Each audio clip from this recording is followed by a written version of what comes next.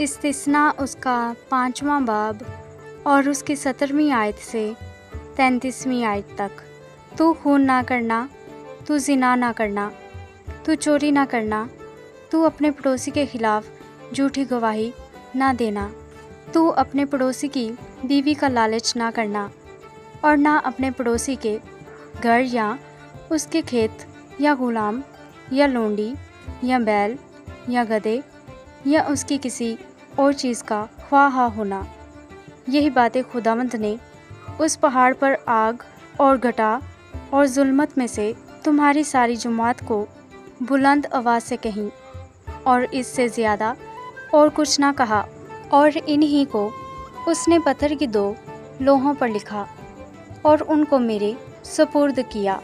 اور جب وہ پہاڑ آگ سے دہک رہا تھا اور تم نے وہ آواز اندھیرے میں سے آتی سنی، تو تم اور تمہارے قبیلوں کے سردار اور بزرگ میرے پاس آئے، اور تم کہنے لگے کہ خداوند ہمارے خدا نے اپنی شفقت اور عظمت ہم کو دکھائی، اور ہم نے اس کی آواز آگ میں سے آتی سنی۔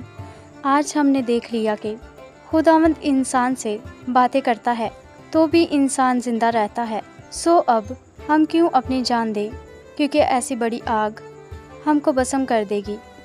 اگر ہم خداوند اپنے خدا کی آواز پھر سنیں تو مر ہی جائیں گے، کیونکہ ایسا کون سا بشر ہے جس نے زندہ خدا کی آواز ہماری طرح آگ میں سے آتی سنی ہو اور پھر بھی جیتا رہا۔ سو تو ہی نزدیک جا کر جو کچھ خداوند ہمارا خدا کہے اسے سن لے، اور تو ہی وہ باتیں جو خداوند ہمارا خدا تجھ سے کہے ہم کو بتانا، اور ہم اسے سنیں گے اور اس پر عمل کریں گے۔ اور جب تم مجھ سے گفتگو کر رہے تھے تو خداوند نے تمہاری باتیں سنی۔ تب خداوند نے مجھ سے کہا کہ میں نے ان لوگوں کی باتیں جو انہوں نے تجھ سے کہی سنی ہیں۔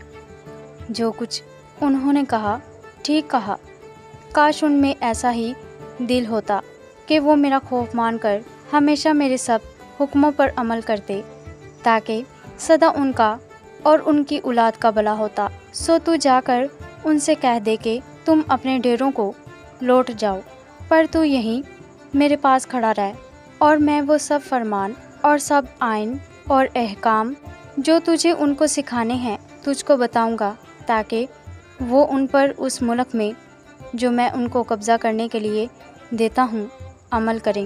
سو تم احتیاط رکھنا، اور جیسا خداوند تمہارے خدا نے تم کو حکم دیا ہے ویسا ہی کرنا، اور داہنے یا بائیں ہاتھ کو نہ مڑنا۔